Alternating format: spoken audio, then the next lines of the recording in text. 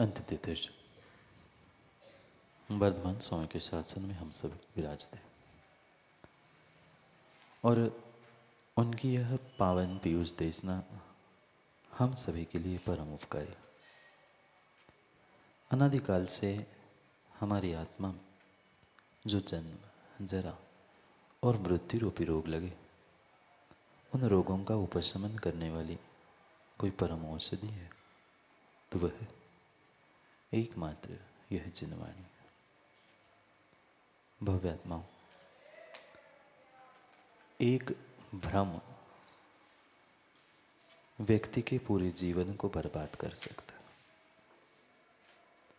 एक छोटी सी गलतफहमी, एक छोटा सा वहम, एक छोटा सा भ्रम भी अगर व्यक्ति के भीतर बैठा है तो वह उसके पूरे जीवन को, पूरे पर्याय को बर्बाद करने के लिए काफी। भले ही सैकड़ों वर्षों का जीवन हो, पर उन सैकड़ों वर्षों के जीवन में वह एक छोटा सा भ्रम भी उसके संसार के भ्रमण का कारण हो सकता है। जीवन भर तपस्या की हो, जीवन भर साधना की हो, पर उस साधना का और जीवन भर की हुई मेहनत का फल एक तरफ है और भीतर बैठे हुए उस वहम, गलतफहमी और भ्रम का फल एक तरफ है। उस जीव ने आज तक उस भ्रम को नहीं समझा और जितनों ने भ्रम को नहीं समझा वे ही सुमन पंडित जी संसार में भ्रमण कर। भ्रमण शब्द ही कह रहा है भ्रम नहीं है तो भ्रमण भी नहीं है। आज तक जीव ने इस संसार में पंच परावर्तन में माँ इन योनियों में भटकने का पुरुषार्थ किया मात्र और मात्र उस भ्रम के कारण और वहम के कारण। कितने सारे भ्रम और कितनी सारी विपरीत मान्यता लेते लेते जीव आज तक जीता आया और मरता है। बहुत सारी ऐसी विपरीत मान्यताएं और विपरीत क्रियाएं, विपरीत बातें व्यक्ति ने अपने दिमाग में बिठाल के रखी है, जिसके कारण से व्यक्ति अपने उस उद्धार को और जीवन के कल्याण को प्राप्त नहीं कर पाए।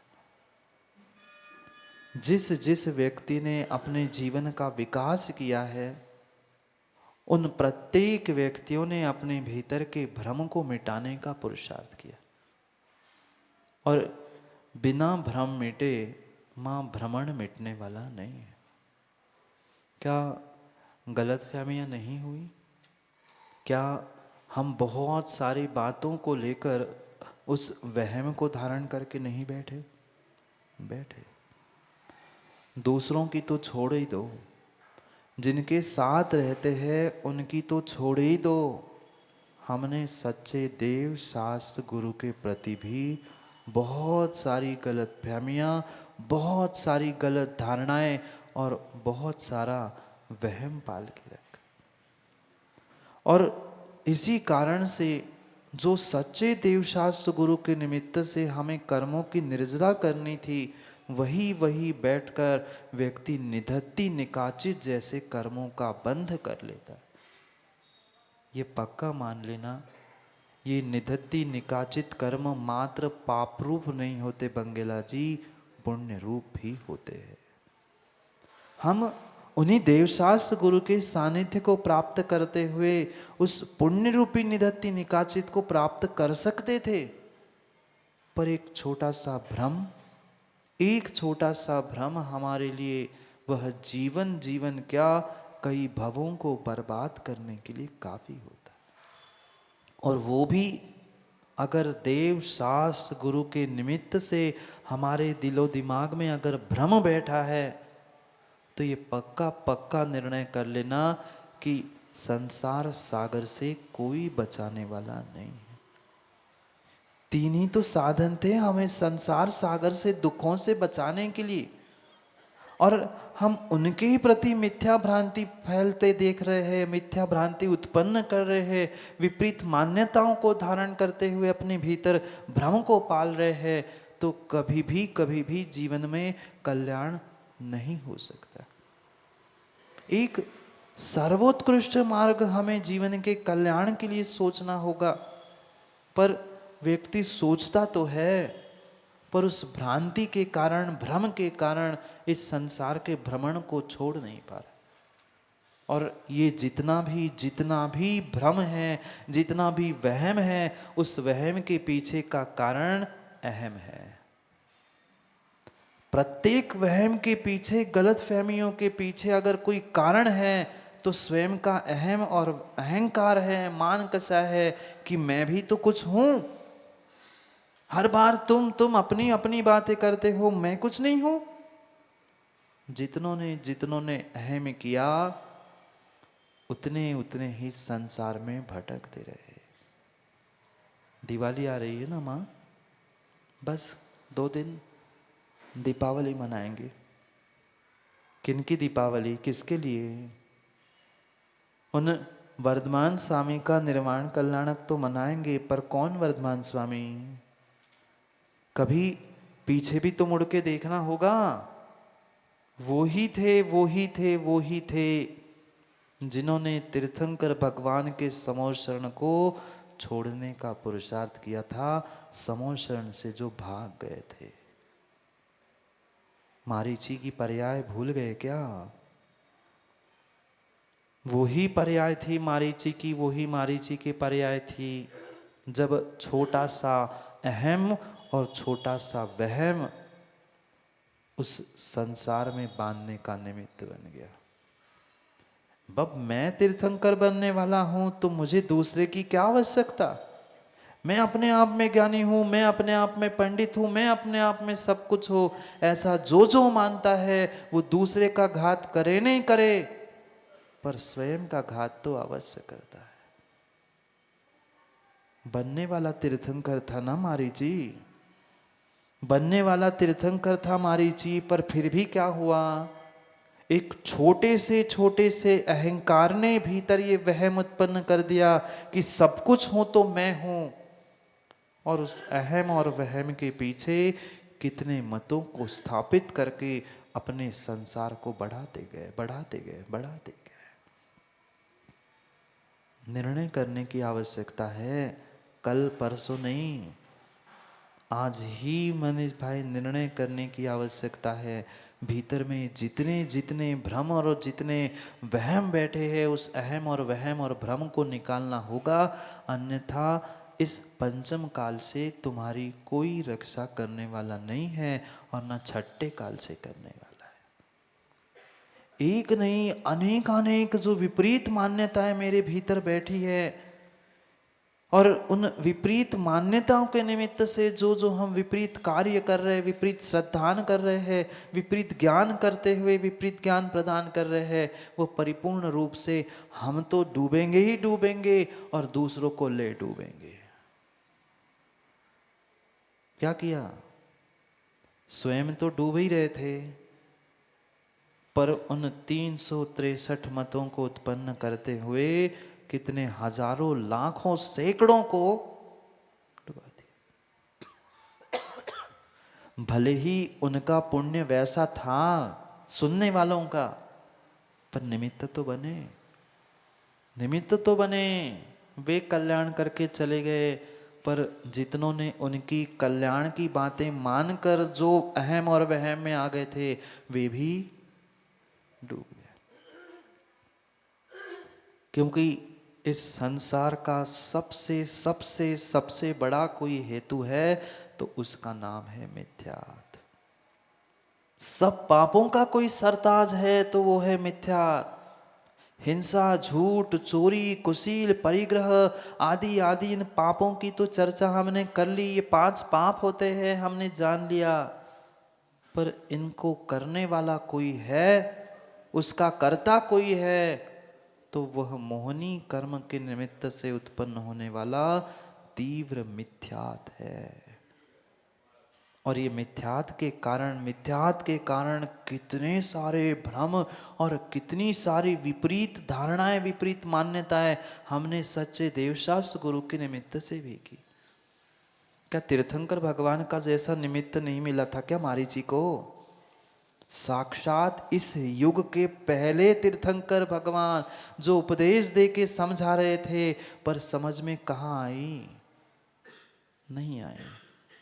नहीं आई। अंतरंग में तो तीव्र तीव्र तीव्र कर्मों का उदय तो था ही, पर बहिरंग में भी जो मान कसाय की परिणति चल रही थी, उस मान कसाय ने उसे मानने नहीं दिया। जब तक माना नहीं तब तक भगवान नहीं बना। जब तक मान कसाय नहीं मानी तब तक वह भगवान नहीं बना। और जब तक मान कसाय थी तब तक अहम और वहम के पीछे स्वयं और दूसरों को भी भटकाते। निर्णय करना होगा कि ये मिथ्यात जैसा महापाप हमसे कब छूटे।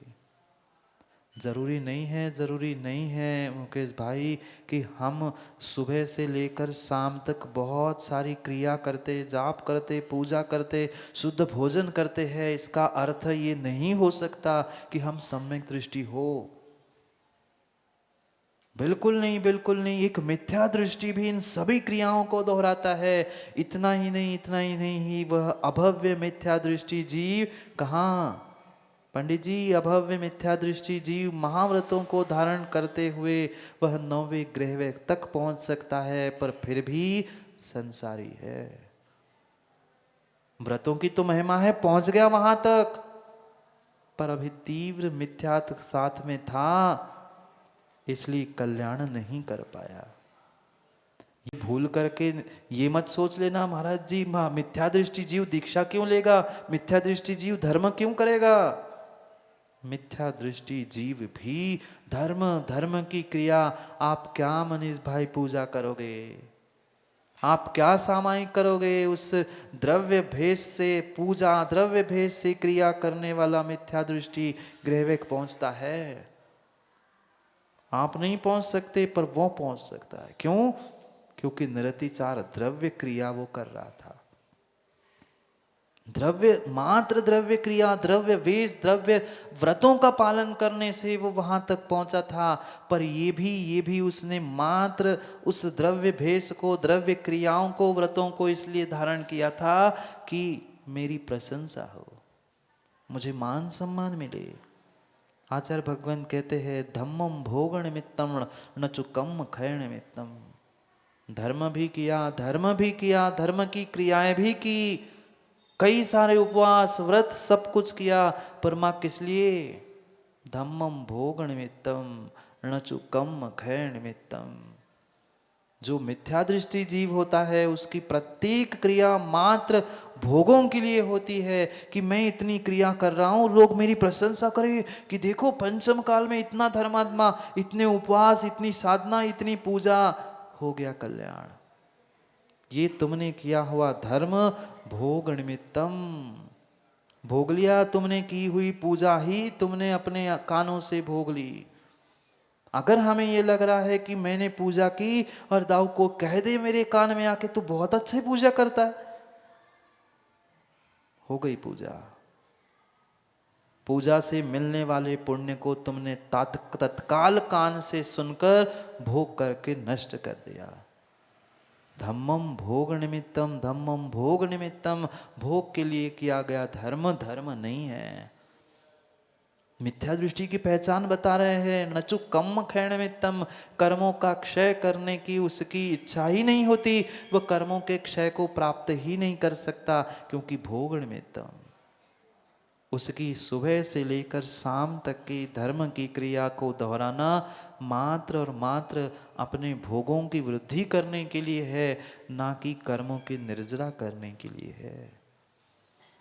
और कर्मों की निर्जरा के अभाव में की गई वह शुभ क्रिया भी संसार का ही कारण है, परिपूर्ण रूप से संसार का कारण है। कल परसों आचार्य भगवान शिवकोटि स्वामी समझा रहे, उन पुण्य क्रिया, शुभ क्रियाओं को करने की पर वही शुभ क्रिया पुण्य क्रिया अगर सम्यक के साथ कर रहा है तो वही निर्जरा का साधन बन सकती है, अन्यथा संसार में बांधने का ही कारण है। भले ही साक्षात वह निर्जरा से मोक्ष नहीं होगा, पर परंपरा से तो निर्जरा वह शुभ क्रिया सम्यक दृष्टि की वहां तक पहुंचाने के लिए निमित्त तो बनेगी। पर आवश्यकता है सम्यक्त। सम्यक्त एक ऐसा प्रत्यय है जिसके द्वारा हम इस संसार का छेद भी कर सकते हैं। पर क्या करें, इतने आतंक उस मिथ्यात्व में डूबे हैं कि व्यक्ति को ये भी बोध नहीं है कि हम अपने स्वयं के साथ कितना बड़ा छल कर रहे हैं, कितना बड़ा छल कर रहे हैं। कई सारी ऐसे कार्य करते हैं, अगर आगम में आचार्य भगवंतों ने बताए हुए उस स्थूल मिथ्यात सूक्ष्म मिथ्यात आदि की चर्चा की जाए तो शायद जो गिनती कर रहे थे ना कल परसों 3 आप हम और आप, नहीं बता रहा हूं, पर ऐसे गिनती के योग्य ही वह श्रावक और सब मिलेंगे आगम के परिप्रेक्ष्य में। क्यों? क्योंकि ऐसे मिथ्यात की बात कही है। मात्र कुदेव कुगुरु कुशास्त्र इनको पूजना इनको मानना, अपने देवशास्त्र गुरु को नहीं मानना, इतना मात्र मां मिथ्यात नहीं है। बहुत बहुत गहरी वह सोच और गहरे निर्णय की आवश्यकता है। मिथ्यात है क्या पता ही नहीं है। मात्र और मात्र संतोष जी लोगों ने पूजा पाठ अभिषेक इतना उतना इतने में ही संकुचित करके उस सम्यक्त और मिथ्यात को रखा है। अगर किसी भी पर वस्तु के प्रति आपका मां ममत्व है वो भी मिथ्यात है।